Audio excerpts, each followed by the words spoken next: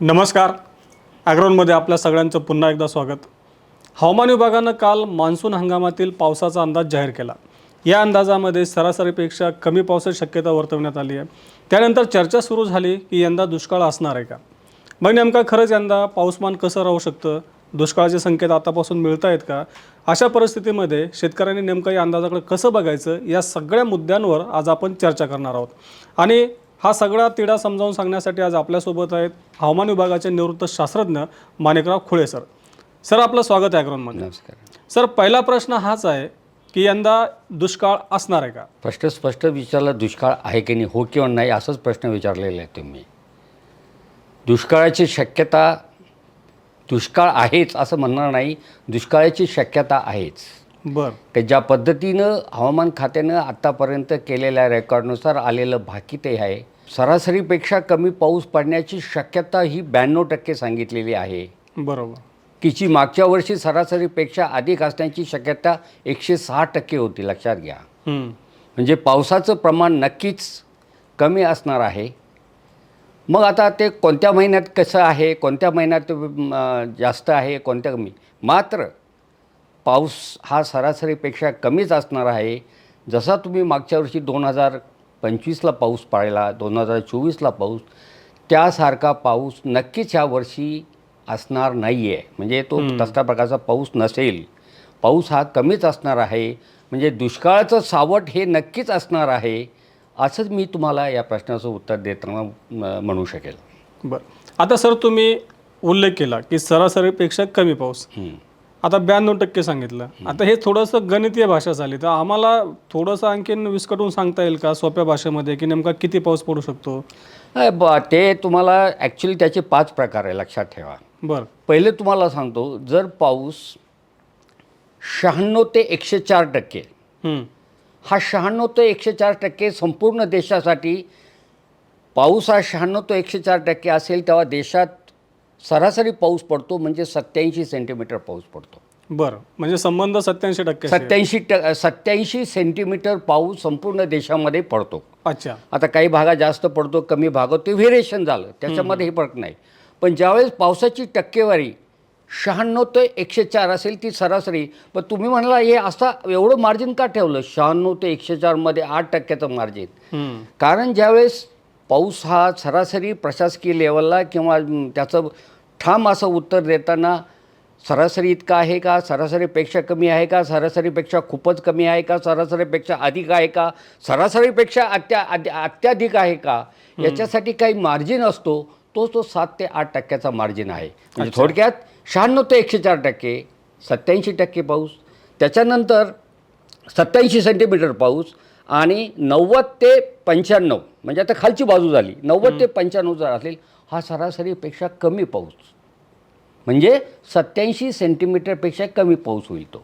बरं. आणि ज्यावेळेस तुम्ही 90%च्या खाली 89, 88, 87 जर म्हणला, सरासरीपेक्षा खूपच पाऊस कमी आहे, दुष्काळाचं सावट 100% आहे. बरं. हे सरासरीच्या खालच्या 2 बाजू झाल्या. आता सरासरीपेक्षाच्या वरच्या 2 बाजू, 96 ते 104 सरासरी, 104 नंतर म्हणजे 105 ते 110 अधिक पाऊस, आणि 110पेक्षा जर अधिक टक्क्याने पाऊस झाला देशामध्ये, तो अत्याधिक पाऊस. अच्छा. बरोबर. आता हे 5 प्रकार आहे. मग आपण ह्या वर्षी 2026चा मान्सून कुठे बसतो? 2026चा मान्सून हा 92% आहे. बरं. मी जे 5 प्रकार सांगितले, 1, 2, 3, 4, 5, खूपच कमी, कमी, सरासरी, सरासरीपेक्षा जास्त, सरासरीपेक्षा अधिक जास्त, अत्याधिक, हे 5 प्रकार सांगितलेले आहे. बरोबर. त्याच्यामधलं हे जो मधला 3 नंबरचा आहे सरासरी आहे, आणि यावेळेस 92% पाऊस आहे. म्हणजेच, आणि त्यात नुसतं 92% हा जरी आकडा सांगितला, त्याच्यामध्ये मार्जिन ठेवलेलं आहे त्यांनी ±5. म्हणजे 92%च्या खाली 5% गेला तर 87% होतं. बरोबर. आणि 92च्या पुढे प्लस म्हणजे 97 होतो. आता बघा, ज्यावेळेस तो नकारात्मक म्हणजे 92च्या 5% खाली गेला म्हणजे 87% पाऊस होतो. म्हणजेच तुमचा पाऊस हा, जी शेवटची कॅटेगरी आहे, सरासरीपेक्षा कमी नाही, सरासरीपेक्षा खूपच कमी, त्या कॅटेगरीत तो पाऊस येतो. अच्छा. यावर्षीचा पाऊस 87. म्हणजे नकारात्मक शेवट काय 87% 87% पाऊस अच्छा. सरासरीचे 87% पाऊस पडणार आहे. म्हणजे 87 सेंटीमीटर जर पाऊस सरासरी असेल तर 87% तुमचा 80 सेंटीमीटर पाऊस येतो देशासाठी. बरोबर. देशासाठी खूपच देशासाठी. पाऊस कमी. आता तुम्ही म्हणाला 80 आणि 87 7 सेंटीमीटरचा फरक आहे. हे 7 सेंटीमीटर तुम्ही म्हणाला आमच्याकडे तर एका वेळेस 10 15 20 सेंटीमीटर 7% काहीच नाही आहे. 7% हे क्षेत्रफळ आधारित संपूर्ण देशासाठी आहे. अच्छा. 7 सेंटीमीटर पाऊस कमी होणं म्हणजे खूप कमी आहे.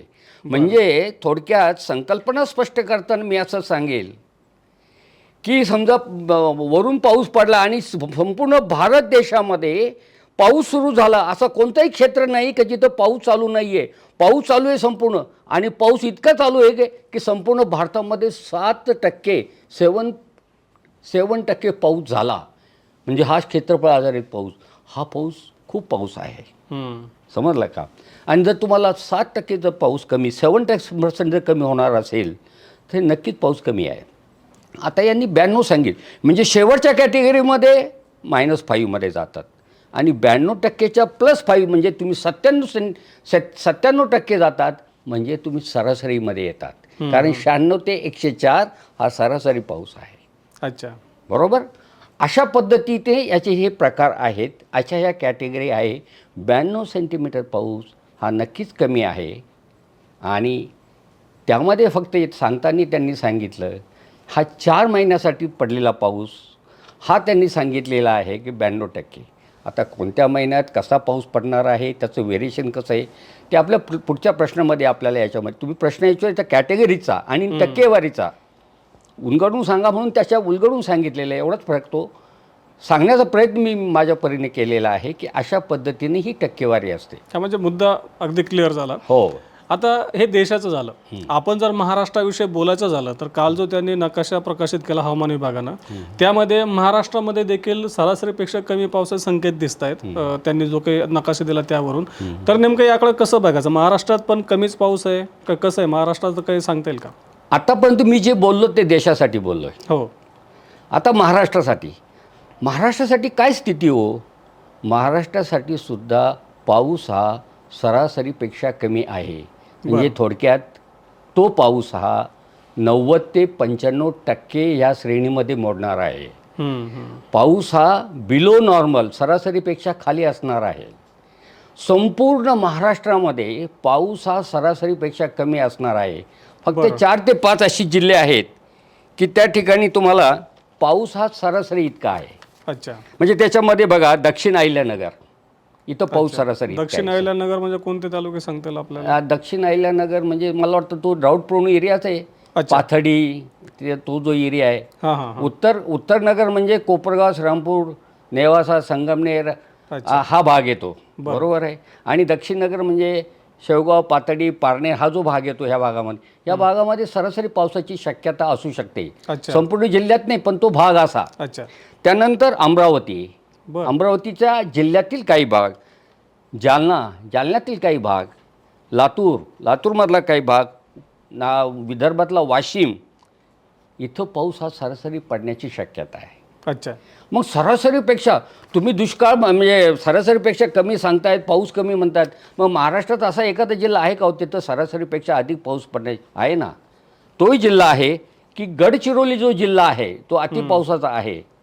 त्याचा तो दक्षिणेकडचा भाग आहे. दक्षिण गडचिरोली जिल्हा तिथं सरासरीपेक्षा अधिक पाऊस होण्याची शक्यता आहे.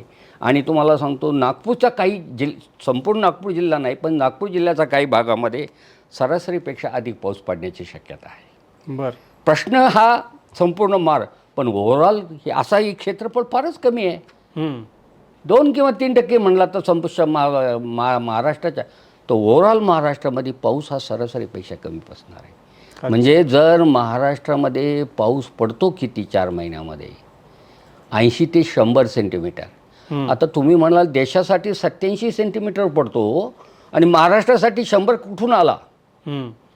हा क्षेत्रफळ आधारित हे 87 आलेले याचा अर्थ काय चेरापुंजीला 87, मौसिनरामला 87 सेंटीमीटर पाऊस पडतो का? नाही, तिथं अत्याधिक पाऊस पडतो. याची ही सरासरी आलेली आहे. बरं. क्षेत्रफळ आधारित याचं एक सूत्र आहे, लक्षात ठेवा. समजा तुमच्याकडं संपूर्ण देशामध्ये एक 5,000 रेनगेज स्टेशन्स आहेत.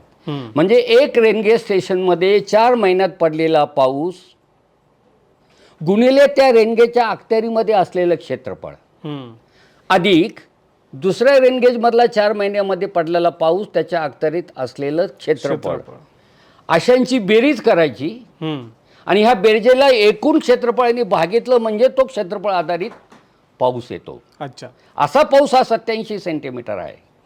म्हणून 7 सेंटीमीटर कमी जरी म्हणला तो पाऊस कमी नाही, खूप कमी आहे, खूप कमी. लक्षात घ्या. अशी त्याची ती संकल्पना आहे. बरं. म्हणून महाराष्ट्रासाठी पाऊस हा कमीच आहे. आणि तुम्ही बघा देशाच्या अंदाजामध्ये जर ज्यांना यामध्ये काही समजा टेक्निकली कळत असेल की ज्यावेळेस देशाच्या नॉर्थ ईस्टमध्ये अधिक पाऊस होतो त्यावेळेस महाराष्ट्रात नेमका पाऊस कमी होतो. बरं. असं आहे. त्याला बी मेट्रोलॉजिकल काही कारणं आहेत. त्याला जर डिबेट केलं तर त्याला आम्ही बोलू शकतो. आणि ह्या 2026च्या मान्सूनमध्ये नॉर्थ ईस्टमध्ये अरुणाचल प्रदेश, मिझोराम इकडे ह्या भागामध्ये पाऊस हा सरासरी आणि सरासरीपेक्षा अधिक आहे आणि महाराष्ट्रामध्ये पाऊस हा सरासरीपेक्षा कमी आहे. असं काय बरं मग ते पण आता त्याच्यामध्ये सिस्टम, आता तुम्ही तेवढा वेळ असेल तर मी नक्की सांगेल, पण एका वाक्य सांगण्याचा प्रयत्न करतो की ज्या सिस्टम बंगालच्या उपसागरामध्ये येतात त्या वायव्येकडे जाण्याऐवजी जर त्या ईशान्येकडे गेल्या बरं तर तुमच्याकडचा येणारी आर्द्रता आणि पाऊस घेऊन तो पाऊस तिकडे जातो आणि तो पाऊस तिकडे गेल्यामुळं तुमच्याकडे पावसाचं प्रमाण कमी होतं. अच्छा. म्हणूनच ऑगस्टमध्ये ज्यावेळेस ब्रेक मान्सून येतो त्यावेळेस आपल्याकडे पाऊस कमी असतो. साधारण ऑगस्ट महिन्यामध्ये 11 ते 20 ऑगस्टच्या दरम्यान त्यावेळी ब्रह्मपुत्रेला पूर येतो. त्याचं कारणही तेच आहे. बंगालच्या उपसागरात तयार होणाऱ्या प्रणाल्या, कमी दाबाचे क्षेत्र, डिप्रेशन किंवा डीप हे तिकडं पाऊस घेऊन जातात किंवा वारे असे वाहतात. कारण वारे हे बंगालच्या उपसागरात नैऋत्य दिशे घेतला, नैऋत्यकडून जातात, नैऋत्यकडून अशाकडे जातात.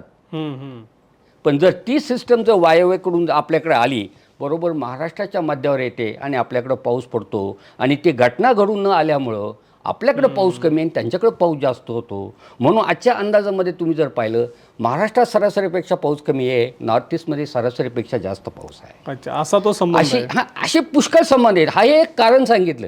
बरं. अशा प्रणालीचे 4-5 कारणं आहेत. बरं. पण एक जास्त तुम्ही म्हणले सांगाच म्हणून अशा पद्धतीने सांगण्याचा प्रयत्न केला आहे. आपण सविस्तर पुढच्या एखाद्या मुलाखतीमध्ये त्यावर चर्चा करू. नक्कीच. आता सर आपलं देशाविषयी बोलून झालं, आपलं महाराष्ट्राविषयी बोलून झालं. आता थोडंसं मैनानी आहे की ज्याचा तुम्ही उजरता उल्लेख केला आधीच्या उत्तरामध्ये. तर मैनानी आहे काय सांगता येईल का? आता 87 मिलीमीटर सरासरीपेक्षा कमी पाऊस, 92% हे सगळे आकडे आम्हाला कळाले आता. बरोबर. तर हे जो 92% पाऊस येणार आहे तो कोणत्या महिन्यामध्ये कसा पाऊस पडू शकतो आता काही सांगता येईल त्याबद्दल? बरोबर आहे. आता 92% ही सरासरी 4 महिन्याची आहे. बरोबर. म्हणजे जूनमध्ये पाऊस जास्त आहे का, जुलैमध्ये जास्त आहे का, ऑगस्टमध्ये कमी आहे का, सप्टेंबरमध्ये जास्त आहे, हे सांगा तुम्ही. आता हे विश्लेषण नक्कीच मी सांगणार, पण याच्यामध्ये एक गोष्ट समजून घ्या. महाराष्ट्राचे 4 भाग आहेत, कोकण, मध्य महाराष्ट्र, मराठवाडा आणि विदर्भ. आणि प्रत्येक महिन्यामध्ये जूनमध्ये काही ठिकाणी पाऊस जास्त पडतो तर काही ठिकाणी कमी. आपल्या ह्या 4 भागामध्ये. तर हा पाऊस कुठे पाहिजे असं समजा जून महिना जर बघितला आपण तर सगळ्यात कमी पाऊस मराठवाड्यात पडतो. जूनमध्ये मराठवाड्यामध्ये जर पाऊस पाहिला तर सगळ्यात कमी पाऊस मध्य महाराष्ट्र आणि मराठवाड्यात आहे. अच्छा, जून महिन्यामध्ये 10 ते 20 सेंटीमीटर, जास्तीत जास्त 20 सेंटीमीटर, कमीत कमी 10 सेंटीमीटर. मराठवाड्यामध्ये कमीत कमी 14 आणि 14 किंवा 14.5 असा पडतो. आणि सगळ्यात जास्त पाऊस जून महिन्यामध्ये कोकणमध्ये पडतो. जुलैमध्ये जर पाहिलं तर सगळ्यात जास्त पाऊस हा कोकणामध्येच आहे. अच्छा. आणि मग त्याच्या खालोखाल तुम्हाला पाऊस पडतो तो मध्य महाराष्ट्रामध्ये, म्हणजे खानदेशपासून तर कोल्हापूरपर्यंत, सांगली साताऱ्यापर्यंत. आणि तुम्ही ऑगस्टमध्ये पाहिला तर सगळ्यात जास्त पाऊस हा विदर्भात होतो. बरं. कारण परतीचा पावसाला ती सुरुवात होते आणि तो जो रिटर्न मान्सून येतात तो विदर्भात जास्त होतो. म्हणून ऑगस्ट महिन्यामध्ये जास्त पाऊस हा विदर्भात होतो. अच्छा. सप्टेंबरचा विचार केला तर कोकणात जास्त पाऊस होतो आणि सगळ्यात कमी पाऊस हा मध्य महाराष्ट्रात होतो. अच्छा. कारण आपण 4 महिन्याचाच विचार करतो. आता ह्या 4 महिन्यामध्ये प्रत्येक भागामध्ये पाऊस प्रत्येक महिन्यात त्याची सरासरी आहे. मग ह्या वर्षी अवस्था काय आहे?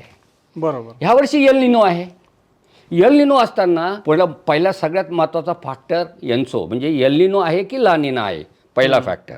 इंडियन ओशन डायपोल आहे का, तो काय अवस्थेत आहे, बरोबर. हे 2 आहे. आणि MGOचं आता 4 महिने अगोदर सांगता येत नाही. MGO हा त्याची सायकल आहेत 45 ते 60 दिवस, तो कधी येईल तो त्यावेळची गोष्ट. म्हणजे 2 महत्त्वाचे फॅक्टर आहे, इंडियन ओशन डायपोल आणि एल निनो की ला निना. बरोबर. आता तसं म्हटलं तर आजही ला निना काही भागात आहे ला निना, कारण हा महिना एप्रिलचा आहे. पण तो आता ला निनाहून तटस्थ अवस्थेकडे जातो. आपल्याला जून टू सप्टेंबरचं बोलतोय आपण. जून आणि जवळजवळ जुलैचा 3रा भाग म्हणजे 20-25 जुलैपर्यंत त्यावेळेस एन्सो एल निनो तटस्थ आहे. बरं. म्हणजेच काय, पॅसिफिक समुद्राचं पाण्याचं तापमान, पृष्ठभागाचं पाण्याचं तापमान हे सरासरी इतकंच आहे. अच्छा. मग जर तुमची तटस्थ अवस्था असेल एन्सोची, तर मान्सूनला जून आणि जुलैचे मी 20-25 दिवसच धरा, त्यामध्ये तुम्हाला पाऊस न पडण्यास काही अडचण नाही आहे, म्हणजे अटकाव नाही आहे. अच्छा. पाऊस पडण्याची शक्यता आहे, कारण त्या ठिकाणी तटस्थ अवस्था आहे एन्सोची, म्हणजे अडथळा नसेल तर. अडथळा नाही आहे. हम्म. बरोबर, जून आणि जुलैमध्ये. मग एन्सो जर तटस्थ असेल तर मागच्या वर्षी 2025ला काय होतं, 2025ला जून आणि जुलैमध्ये सुद्धा एन्सो तटस्थ होता. बरं. मग असं म्हणूया का आपण की 2025 सारखाच पाऊस 2026ला जून आणि जुलै महाराष्ट्रात होईल? एक फरक आहे की मागच्या वर्षी 106% पाऊस होता, आता 92% आहे. पावसाचं प्रमाण कमी आहे, पावसाला अटकाव नाही आहे. म्हणजे आपण सरासरी इतक्या पावसाची अपेक्षा जून आणि जुलैमध्ये करू शकतो, बरं. पण त्याची तुलना 2025शी करायची नाही. आता ऑगस्ट आणि सप्टेंबर एन्सो सांगितला मी जून जुलैसाठी, तो अडचण करत नाही. आणि इंडियन ओशन डायपोल तो सुद्धा तटस्थ आहेत.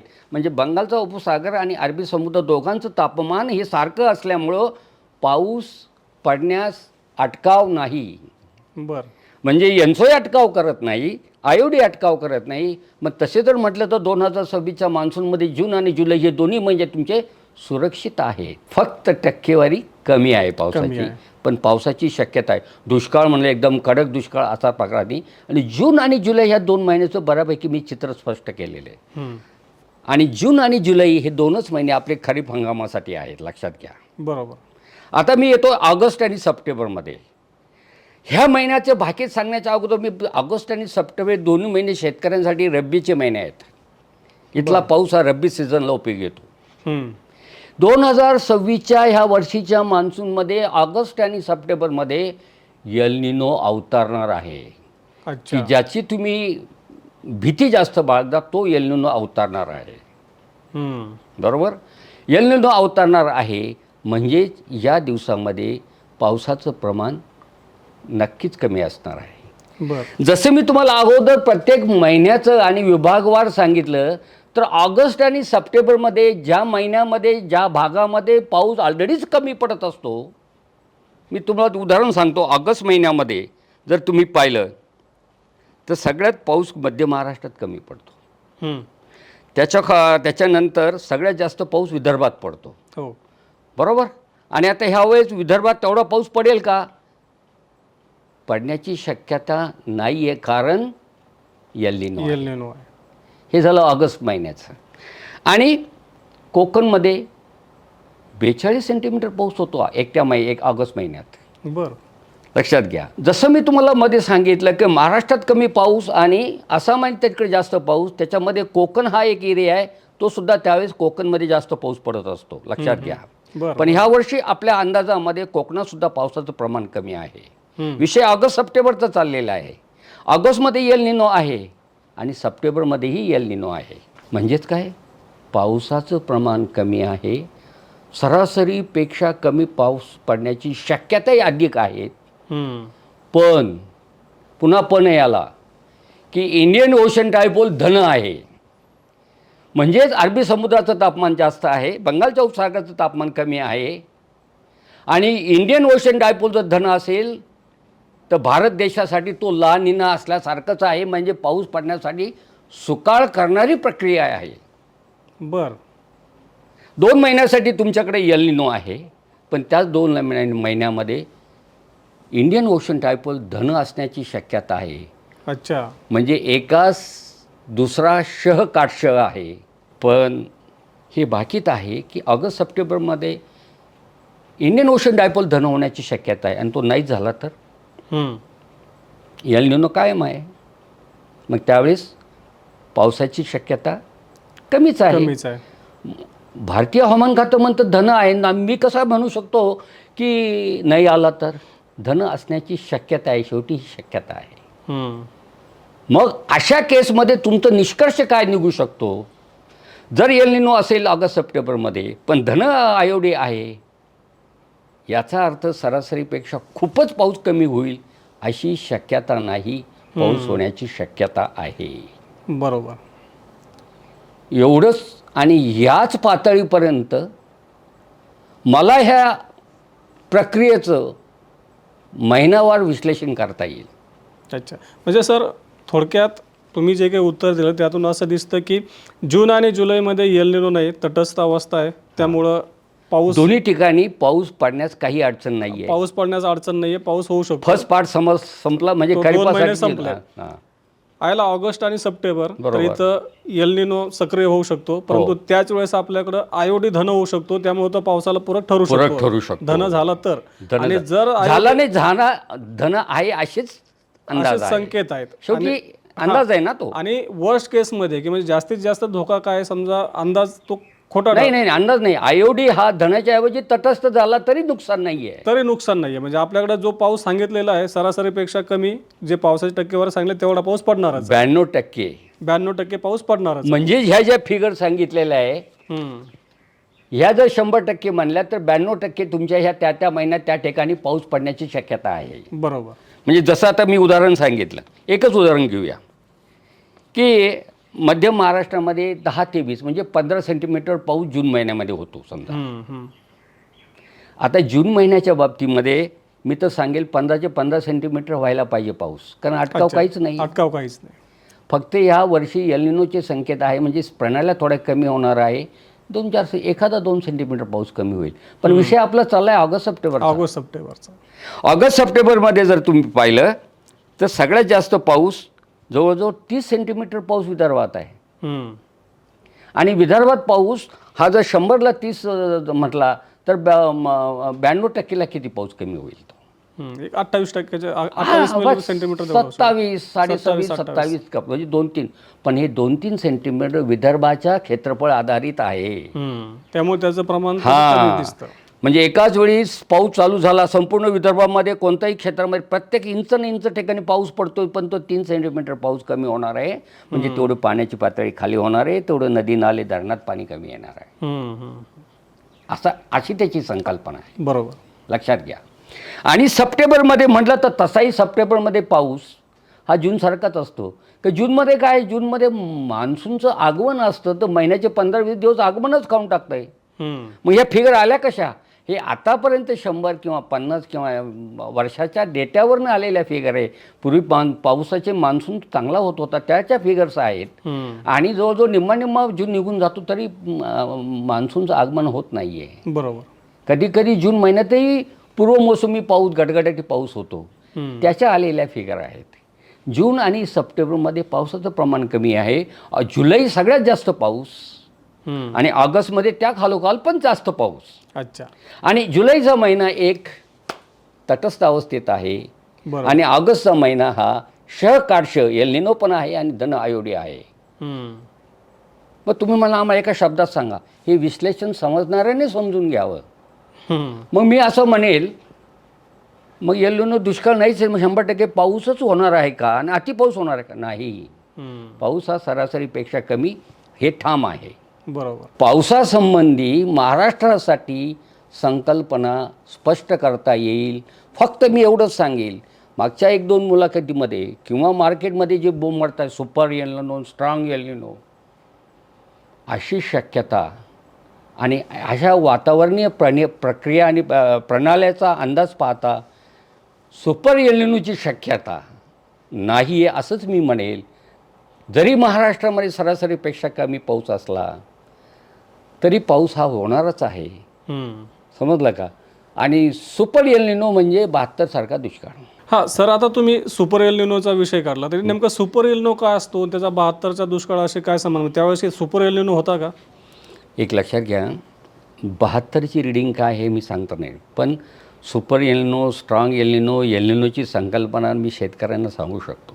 नक्की सांगा. हां, सरासरी तापमान किती असतो प्रशांत महासागराचं, की जे दक्षिण अमेरिकेच्या पश्चिम किनारपट्टीला किती तापमान असतं ते साधारण फिगर धरून झालं 28 डिग्री सेंटीग्रेड. बर. आता 28 डिग्री सेंटीग्रेडचं तापमान त्याची पण एक थ्रेशोल्ड फ्रिक्वेन्सी, मी फक्त यन्सोबाबत बोलतो आहे. आता 28 डिग्रीचं तापमान असेल तर 28 डिग्रीपेक्षा 28.4 डिग्री सेंटीग्रेड तापमान झालं तरी तटस्थ अवस्था. अच्छा. 28.5 झालं यन्सो डोकवतोय, म्हणजे एल निनो डोकवतोय असा अर्थ त्याचा. बर. मग 28.5, 28.6, 7, 8, 9, 29 डिग्री म्हणजे 1 डिग्रीने वाढला. बर. 29.5 म्हणजे 1.5 डिग्रीनं तापमान वाढलं. 30 डिग्री झालं, 2 डिग्रीने समुद्राचं तापमान वाढलं. बरोबर. 30.5 झालं, 2.5 डिग्रीने तापमान समुद्राचं वाढलं आहे. आणि 31 डिग्री सेंटीग्रेड म्हणजे समुद्राचं प्रशांत महासागर तापमान 3 डिग्रीने वाढलं. तापमान समुद्राच्या पाण्याचं किती डिग्रीने वाढतं त्यानुसार एल निनो, फक्त एल निनो बोलतो मी आता, एन्सोने फक्त एल निनोची तीव्रता, El Nino, strong El Nino आणि सुपर एल निनो अशा त्याच्या पायऱ्या आहेत. अच्छा. तापमान तुमचं जितकं जास्त तितकं तुमच्याकडे येणारे हे वारे येणारच नाहीत. बर. जे वाऱ्यांचं वहन किंवा तापलेल्या पाण्याचा जो करंट आहे तो तुमच्याकडं पश्चिमेकडं, साऊथ एशियाकडे व्हायला पाहिजे, ते ह्या तापमानावर अवलंबून आहे. अति तापलं म्हणजे जोराचे पाणी, तापमान जोरात तिकडे जाणार. अति तापलं म्हणजे निर्वात पोकळी तयार होणार, इकडचा हवा तिकडे जाणारच नाही, उलट तिकडची इकडे येणार, ऑस्ट्रेलिया तिकडनं. म्हणजेच काय, strong L Nino, super El निनो याची जी तुम्ही तीव्रता हे बघाल तर तुम्ही ह्या प्रशांत महासागराच्या वाढलेल्या तापमानावर आणि हे 28.5 बर पासून पुढे म्हणजे एल निनो.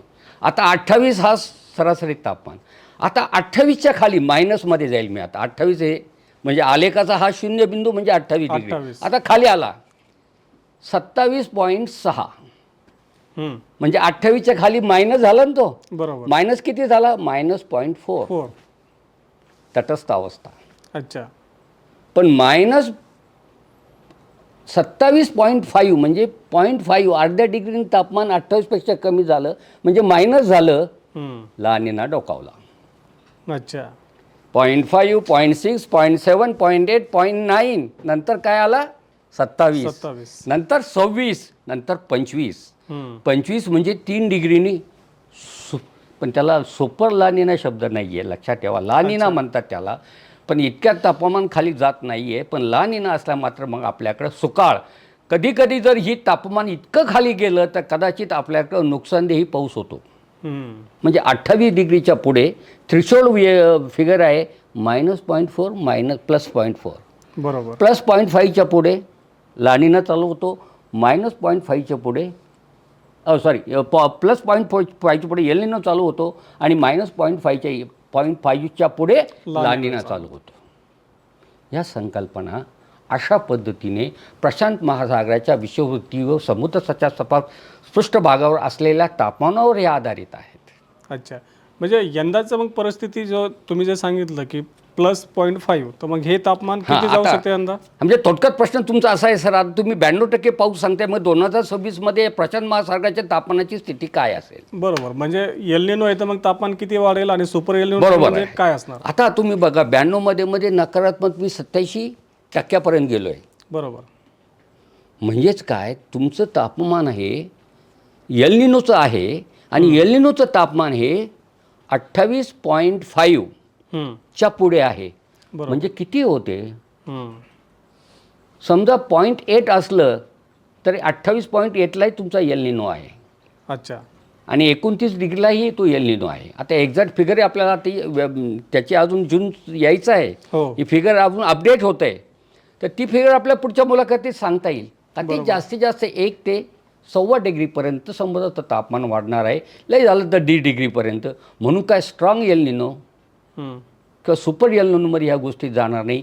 ती फिगर पाहूनच आपल्याला कळेल अच्छा.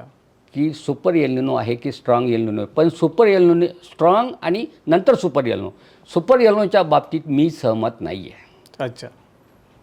कारण मागच्या मुलाखतीत बोललो ह्या फिगरवरून आपल्याला कळेल की स्ट्रॉंग एल निनो आहे की सुपर एल निनो आहे. पण ज्या पद्धतीची टक्केवारी भारतीय हवामान खात्याने सांगितलेली आहे त्यातही पहिल्या 2 महिन्यामध्ये काहीच नाही, एल निनो नाहीच आहे. नंतरच्या 2 महिन्यामध्ये एल निनो डोकावणार आहे, पण त्याला धनवेर आहे. म्हणून एल निनो आणि पावसाळा याच्याबद्दल भयानकता, भयावहता एवढी शेतकऱ्यांनी बाळगू नये एवढंच मी या ठिकाणी संकल्पना स्पष्ट करताना एल निनोबाबत किंवा 4 महिन्याच्या पावसाळ्याबाबत बोलू शकतो. अगदी. आता सर तुम्ही सांगितलं एल निनो जर असेल तर वाऱ्यांचे प्रवाह कसे वाहतात ते थोडंसं आणखीन विस्तृतपणे सांगता येईल का? की एल निनोमुळे नेमकं असं काय होतं की तिकडले जे वारे येतात आपल्याकडे मान्सूनचे वारे ते वीक होतात? मान्सून आपल्याकडं आला 4 महिन्यात पाऊस पडतो म्हणजेच काय होतं आपल्याकडं भरपूर आर्द्रता घेऊन वारे आपल्या देशाच्या भूभागावर येतात. हम्म. पण त्याला सोर्स पाहिजे ना. तुमच्या भागावर येणार कसं? म्हणजेच तिकडं जर हवेचा दाब वाढला, हवेचा दाब वाढण्यासाठी समुद्रसपाटी आणि त्याचं तापमान हे कमी पाहिजे म्हणजे थंडावा पाहिजे. अच्छा. थंडावा पाहिजे म्हणजे हवेची घनता वाढते. म्हणजेच हवा ही जमिनीच्या खाली सिंक होते, अशी स्थिरते. हवेचा दाब वाढतो. हवेचा दाब वाढतो त्याच काळामध्ये आपल्याकडे हवेची दाब ॲटोमॅटिक त्या पॅटर्नप्रमाणे कमी होतात. म्हणून हवेच्या ही संपूर्ण समुद्रावरची आर्द्रता घेऊन वारे आपल्याकडे येतात. अच्छा. बरोबर. आणि त्यामुळं आपल्याकडं पाऊस हे जनरल झालं. त्याच्यामध्ये आता ॲक्च्युली अशी प्रोसिजर आहे, ज्यावेळेस ला निना असतो त्यावेळेस हे वारे इथं घेऊन येतात. बरोबर. मग इथं आल्यानंतर ते इथं पाऊस पाडतात. पुन्हा मग असे टप्प्याटप्प्याने ते चालतात. पण पेरू चिलीच्या तिथं असलेला उच्च दाबाचं क्षेत्रच आपल्याला भारताला पाऊस देऊ शकतं आहे. म्हणजेच या टप्प्याटप्प्याने भारतापर्यंत भूभागावर आपण म्हणतो नैऋत्य मान्सून आला आहे, समोले जेट वाढला आहे, मुंबईच्या याच्यावर खूप पाऊस, अरबी समुद्रातून जबरदस्त बळकट वारे वाहतात. ते कुठून वाहतात? कारण विषुववृत्त आहे तुमच्या कन्याकुमारीच्या खाली श्रीलंकाच्या खाली विषुववृत्त आहे. आणि विषुववृत्ताच्या 0 डिग्री खाली पुन्हा जवळजवळ 5 डिग्रीपर्यंत, म्हणजे तुम्ही जर खाली मादागास्कर ही बेटं पाहिली ना, इथं हे वारे येऊन आढळतात. इथं उच्चदाब तयार होतो. आणि हा उच्चदाब तयार झालं म्हणजेच ते विषुववृत्त ओलांडून दक्षिण आफ्रिकेच्या किनारपट्टीवरून ते बरोबर आपल्या कर्नाटक आणि महाराष्ट्राच्या किनारपट्टीवर आढळतात आणि मग आपल्याकडं पाऊस होतो. म्हणून ज्यावेळी धन आयोडी असतो खरीप महिन्यामध्ये, खरीपाच्या जून जुलैमध्ये आपल्याकडं जी प्रणाली होते त्याला ऑफशोर ट्रफ म्हणतात, द्रोणीय अवस्था. बरोबर. ती केव्हा होते? जास्त वेळा 2025ला पाऊस झाला, पण द्रोणीय अवस्था फार कमी होती. लक्षात घ्या. ज्यावेळी अरबी समुद्राचं तापमान हे अधिक असेल आणि बंगालचं कमी असेल म्हणजे धन असेल, त्यावेळी द्रोणीय अवस्था ही अधिक असते. आणि म्हणून महाराष्ट्रात त्यांनी इकडे जास्त पाऊस पडतो. सह्याद्री ओलांडून पाऊस येतो. नाहीतर दुष्काळी भाग महाराष्ट्रात दुष्काळच असतो तर मान्सून स्ट्रॉंग झाला नाही तर.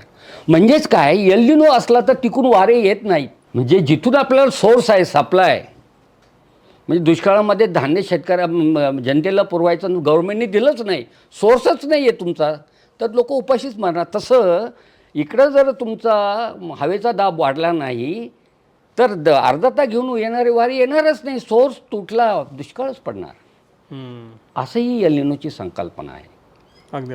अजून टेक्निकलमध्ये झाला तर मग त्याच्यामध्ये 1, 2, 3 फॅक्टर ते आपण बघावे लागतील. पुढच्या वेळेला एखाद्या व्हिडिओच्या माध्यमातून तो नकाशा घेऊन ते विस्तृतपणे त्याची संकल्पना शेतकऱ्यांना नक्कीच पुढच्या सांगता वेळेला येईल. अर्थात जे समजून शेतकरी याच्यामध्ये इच्छुक आहेत, काही काहींना ह्याच गोष्टी थोड्याशा हा आपण ते समजल्या थोडंसं झेपत नाहीत, मग ते म्हणतात आमच्या डोक्यातून गेलं असे हा, आपण काही. नकाशाच्या वर नंतर एखाद्या व्हिडिओच्या माध्यमातून त्यांना हे सगळं स्पष्ट करून सांगू. ही एक संकल्पना करण्यासाठी तुम्हाला एक मुलाखत करावी लागेल. लक्षात नक्कीच घ्या. आपण ते करूया पुढे.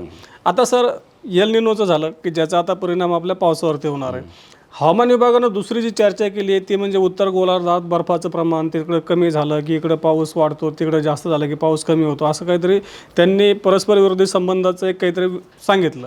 तर नेमका हा संबंध काय, तिकडला बर्फ आणि आपल्या मान्सूनचा पाऊस याचा काय संबंध आहे? तुम्ही जे म्हणताय, जसं मी एल निनोस यांचं बोललोय, आयोडीचं बोललोय, बरोबर. एनजीओ हे त्यावेळी सांगितले गेले. आणि चौथा फॅक्टर, आता हा एवढा एकमेव फॅक्टर नाही आहे, असे बरेच फॅक्टर आहेत, जवळ 10-15 फॅक्टर आहेत. हा, म्हणजे हवामान विभागाने याचा उल्लेख केला पण म्हणून ह्याचा सांगतो. ठळक म्हणजे यावर्षी 2026च्या मान्सूनला अनुकूल असा एक फॅक्टर आहे की जो उत्तर गोलार्धात म्हणजे 0 डिग्रीच्या वर उत्तर गोलार्धामध्ये हा जो एरिया आहे, मी जे वाचतो त्याच्यामध्ये, तर हा जो एरिया आहे की साधारण जानेवारी, फेब्रुवारी, मार्च, म्हणून तुम्हाला सांगतो भारतीय हवामान किंवा वर्ल्ड मेट्रोलॉजी ऑर्गनायझेशन निरीक्षण चालू असतात.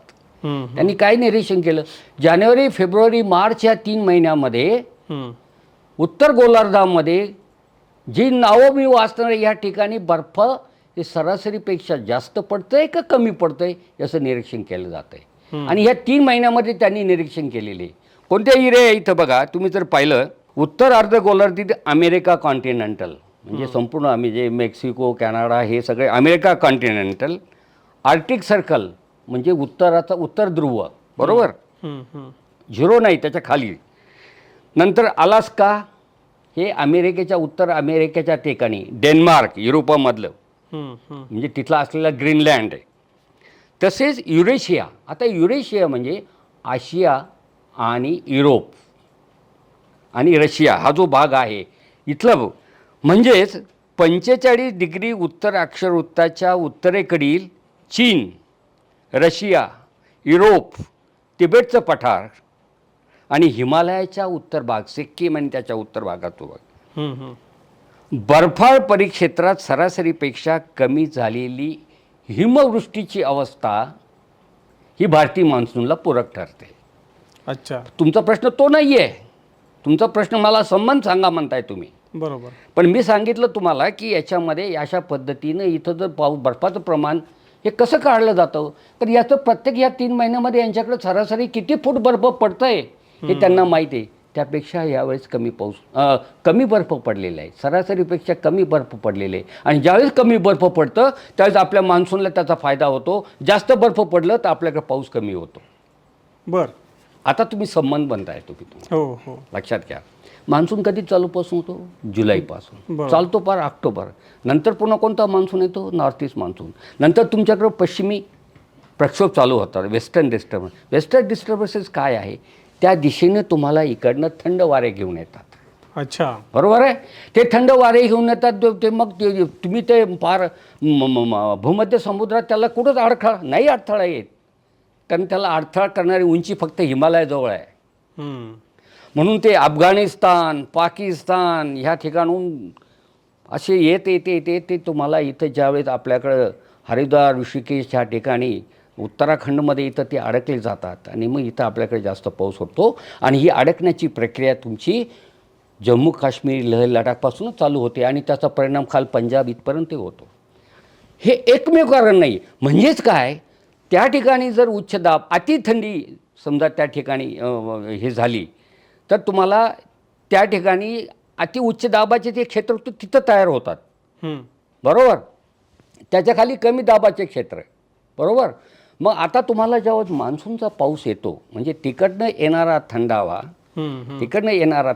थंडावा अधिक असला तर तो फायदाच आहे. पण याच्या उलट प्रक्रिया आहे, कारण बर्फाचं प्रमाण कमी आहे, कमी नाही, बर्फाचं प्रमाण कमी आहे, म्हणजे पश्चिमी प्रक्षोभ जे येण्याचा जो मार्ग आहे तो मार्ग तुमचा सुकर आहे, लक्षात घ्या. अति झालं तर बर्फच नुसतं हेच नाही आहे, म्हणजे पाण्याचं प्रमाणच कमी त्या ठिकाणी. म्हणजे थोडक्यात असं त्याची डिटेल त्याचीसुद्धा हा एक टॉपिक होऊन याच्यावर आपण बोलू शकतो नंतर की तिथं बर्फ कमी आणि जास्त का. फक्त आज तुम्ही एवढं समजून घ्या की त्या ठिकाणी उच्च दाबाचे क्षेत्र, अति उच्च दाबाचे क्षेत्र तयार होत नाही आहे. पाहिजे तेवढे उच्च दाबाचे क्षेत्र ह्या बर्फाळ भागात होतात की जेणेकरून ह्या मान्सूनला आता याच्यामध्ये तुम्हाला नेमकं किती पाहिजे बर्फन किती हे पाहिजे याच्या फिगर पुढं तुमच्यासमोर अंक ठेवावं लागतील. त्यावेळी तुम्हाला कळेल. म्हणजे आज आपण एवढंच म्हणायचं की तिकडचे होणारे कमी उच्च दाब हे आपल्या इंडियन मान्सूनला फायदेशीर ठरतात. अच्छा, लक्षात घ्या. असा हा संबंध त्याच्याशी आहे. बरं, डिटेल आपण हाच टॉपिक याच्यावर आपण बोलू शकतो. नक्कीच. आपण शेतकऱ्यांना ते सगळं समजून सांगण्यासाठी प्रत्येक वेळेला त्याचे व्हिडिओ बनवूयात. हो. आता सर आणखीन एक आला तो म्हणजे आयोडी. आता आयोडीला कसं सांगता येईल की त्याचा नेमका मान्सूनशी काय संबंध आहे? हां, इंडियन ओशन डायपोल तुम्हाला सांगतो. मला एक सांगा, जून आणि जुलैमध्ये जो आपल्याकडे पाऊस होतो, कोकणात जास्त पाऊस होतो. कोकणात तर तसं 4 महिन्यात होतो, पण सुरुवातीच्या जून जुलैमध्ये जास्त पाऊस होतो. म्हणजेच पाऊस येतो कुणीकडून? अरबी समुद्रातून पाऊस येतो आपल्याकडे. बरोबर. जवळजवळ तुम्हाला सांगतो संपूर्ण कोकण आणि मध्य महाराष्ट्र हा अरबी समुद्राच्या शाखेतच पाऊस पडतो. बरोबर. मग या ठिकाणी जर तुमच्याकडं कमी दाबाचं क्षेत्र तयार झालं म्हणजेच अरबी समुद्रामध्ये पाण्याचं तापमान वाढलं पाहिजे.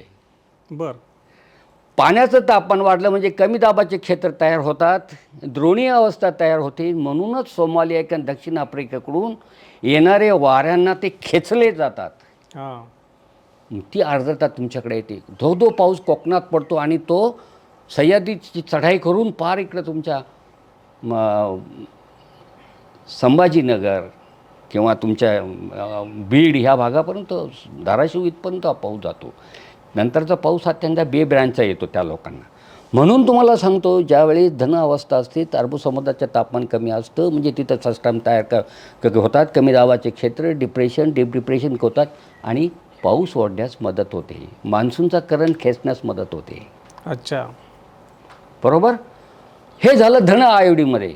उलट अवस्था आता धन अवस्था ही आता धन अवस्थेनंतर तटस्थ अवस्था झाली. सारखी अवस्था, दोघांचं तापमान सारखंच आहे. ऑगस्ट सप्टेंबरमध्ये जास्त सिस्टम प्रणाल्या ह्या बंगालच्या उपसागरात तयार होतात. बरोबर. म्हणजे तिथून जसं मी तुम्हाला मगाशी म्हणलं की नॉर्थ ईस्टमध्ये त्या सिस्टम जातात, तशा सिस्टम वायेकडून आपल्याकडे येतात. म्हणजे त्या दरम्यान आपल्याकडे बंगालच्या उपसागरातही तापमान हे समसमान असलं पाहिजे. लक्षात घ्यावा. समजा फक्त एक तुम्हाला एक सांगतो, ज्यावेळेस ऋण निगेटिव्ह इंडियन ओशन डायपोल असतो त्यावेळेस मात्र जर काय होते याच्यामध्ये प्रमाण कमी होतं. पण त्यावेळेस नॉर्थ ईस्ट मान्सून चालू होतो. लक्षात घ्या. आणि नॉर्थ ईस्ट मान्सून चालू असेल त्यावेळेस आपल्याकडे नॉर्थ ईस्ट मान्सूनवर त्याचा परिणाम होतो. आपल्याकडे एखाद्या 2 सिस्टमहून आपल्याकडे सप्टेंबरमध्ये सुद्धा पाऊस होतो, ऑगस्ट सप्टेंबरमध्ये पाऊस होतो. आणि ह्या वर्षी ऑगस्ट सप्टेंबरमध्ये पावसाचं प्रमाण कमी असल्यामुळं रब्बी पिकाला धोकाही असण्याची शक्यता आहे जर तशा गोष्टी घडल्या. कारण महाराष्ट्रामध्ये जो उत्तरा नक्षत्राचा पाऊस होतो तो 13 सप्टेंबरनंतर चालू होतो. उत्तरा नक्षत्र आणि हस्त नक्षत्र 13 सप्टेंबर ते जवळजवळ तुम्हाला सांगतो 8-9 ऑक्टोबरपर्यंत जो पाऊस होतो या 2 नक्षत्राचा तो रब्बी शेतीसाठी उपयोगी होतो. आणि तो पाऊस हा ऑगस्ट सप्टेंबरचा असतो. 30 ऑगस्टला एक नक्षत्र चालू होतं, पूर्वा नक्षत्र. तुम्ही मला नक्षत्राचा काय संबंध? त्यावेळी त्या सिस्टम चालू होतात. पूर्वा नक्षत्राचा पाऊस कमी पण उत्तरा नक्षत्राचा होतो. तो महिना सप्टेंबर असतो आणि त्या महिन्यात होणाऱ्या सिस्टम ही बंगालच्या उपसागरात तयार होतात. अच्छा, लक्षात घ्या. तर असा तो प्रकार आहे. म्हणून रब्बीचं क्षेत्र करताना थोडासा शेतकऱ्यांनी जपूनच पावलं टाकावी असं मला या ठिकाणी म्हणायचं. अच्छा. म्हणजे त्यावेळेस आपण त्याची चर्चा करूया पुढे की याचं काय. म्हणजे थोडक्यात धन आयोडी म्हणजे बंगालच्या उपसागरातलं तापमान कमी आणि अरबी समुद्रातलं जास्त आणि उलटी परिस्थिती म्हणजे ऋण आयोडी.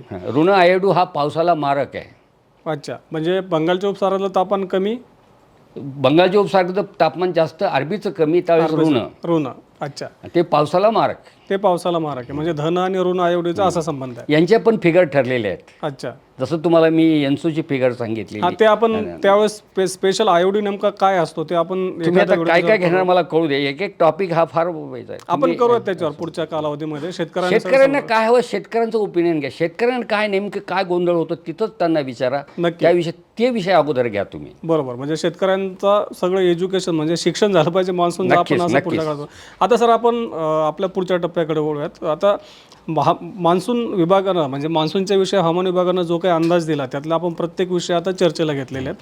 आता आपण थोडंसं आणखीन या अंदाजाच्या पुढं जाऊन एक आत्ताची जी काही परिस्थिती आहे, आता मागच्या 2-3 दिवसांमध्ये ऊन वाढलेलं दिसतंय. अनेक ठिकाणी आता पुढच्या 4-5 दिवसांमध्ये उष्णतेच्या लाटेचा देखील अंदाज देण्यात आला. महाराष्ट्रात अनेक भागांमध्ये की मराठवाडा आहे, विदर्भ आहे.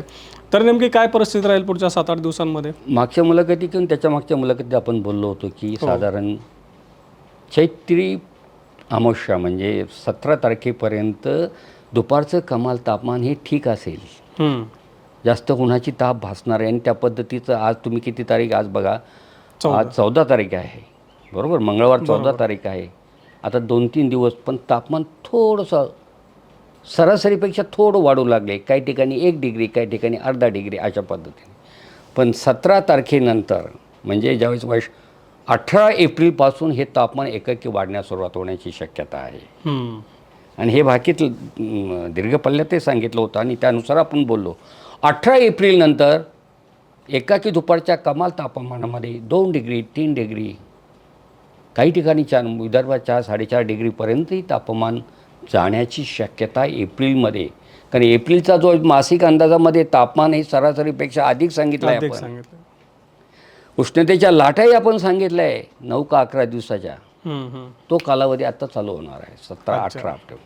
मग त्याच्यामध्ये राहिलेल्या एप्रिलच्या तुमच्या 14 दिवसात कसं तापमान वाढतं, कुठं उष्णतेच्या लाटा येतील. आणि उष्णतेच्या लाटा ह्या शक्यतो खानदेश, विदर्भ, उत्तर विदर्भ या ठिकाणी, मराठवाड्याचा काही भाग की जो विदर्भाला लागून या ठिकाणी उष्णतेच्या लाटा जाणवू लागतात. आणि तुमच्या प्रश्नाला उत्तर देताना मी सांगेल एप्रिल महिन्यातच साधारण 18 एप्रिलपासून वातावरणाची ही घडामोड उष्णतेच्या लाटेसाठी नक्कीच घडून येणार आहे की जे बाकी त्याप्रमाणे घडत आहे, हेच तुम्हाला सांगायचं. काल हवामान विभागानं जो अंदाज दिला होता त्या अंदाजानंतर आपल्यापर्यंत ज्या काही चर्चा आल्या असतील, आपल्या मनामध्ये जो काही गोंधळ झाला असेल, पहिला म्हणजे यंदा सुपर एल निनो आहे का, यंदा दुष्काळ आहे का, महिन्याने हा पाऊस कसा पडू शकतो, प्रत्येक महिन्यातला पाऊस कमी असेल का, म्हणजे प्रत्येक महिन्यातलं पावसाचं प्रमाण कमी असेल का, हे जे काही प्रश्न आपल्या मनात आले होते, या सगळ्या प्रश्नांची उत्तरं खोळे सरांनी आपल्याला आपल्या भाषेत समजेल अशी सांगितलेली आहेत. अपेक्षा व्यक्त करतो की आपल्या मनातल्या सगळ्या प्रश्नांची उत्तरं सरांच्या मुलाखतीमधून आपल्याला मिळाली असतील. आणखी काही मनामध्ये प्रश्न असतील तर तुम्ही कमेंट बॉक्समध्ये नक्की कळवा. आता मान्सून हंगामातला दुसऱ्या टप्प्यातला हवामान विभागाचा जो अंदाज आहे तो मे महिन्यातल्या शेवटच्या आठवड्यात येईल. त्यावेळी देखील आपण सरांकडून त्यावेळेसचा जो काही अंदाज असेल तो अशाच प्रकारे समजून घेऊयात. सर, प्रथमतः तुमचे खूप खूप धन्यवाद की तुम्ही आज वेळ दिला आणि हा जो काही अतिमहत्त्वाचा प्रश्न होता, मुद्दा होता, त्यावर आम्हाला सविस्तर मार्गदर्शन केलं, त्याबद्दल धन्यवाद सर.